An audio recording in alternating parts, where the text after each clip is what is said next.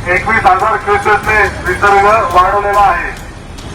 तरी कोणीही नदी पात्रात गाडी धुण्यासाठी किंवा फोटो काढण्यासाठी किंवा सेल्फी काढण्यासाठी येऊ नये। सर्व नागरिकांनी दक्षता घ्यावी। आपली वाहनं आपली जनावरं नदी पात्रात त्वरित काढून घ्यावीत। कळवण्यात येते की नदी पात्रामध्ये 21,000 क्युसेकने पाणी सोडण्यात आलेले आहे।